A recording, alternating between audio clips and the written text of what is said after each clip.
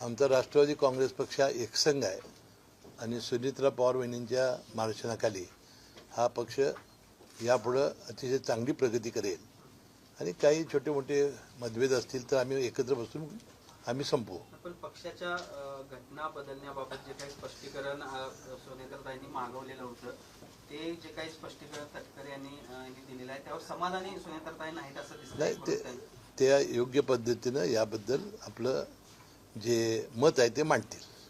तटकरे साहेबांना side out करायचा हा प्रयत्न राष्ट्रवादी होता.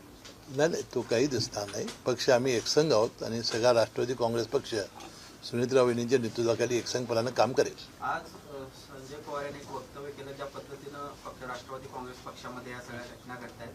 राष्ट्रवादी काँग्रेसचे 25 ते 30 आमदार पुढच्या काही महिन्यांमध्ये भाजपमध्ये विलीन होतील अशा पद्धतीचे कुणी केलं? वक्तव्य संजय राऊत यांनी केले की भविष्यवाणी केली. राष्ट्रवादी काँग्रेस पक्षाचा एकही आमदार हा अजितदादाचा पक्ष सोडून जाणार नाही. एकही आमदार.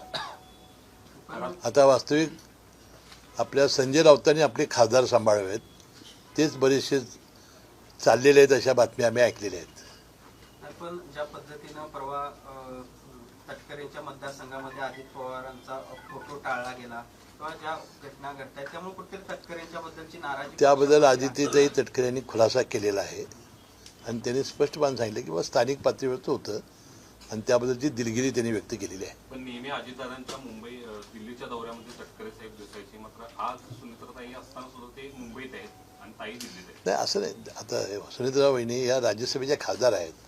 हे कायम असं नव्हतं.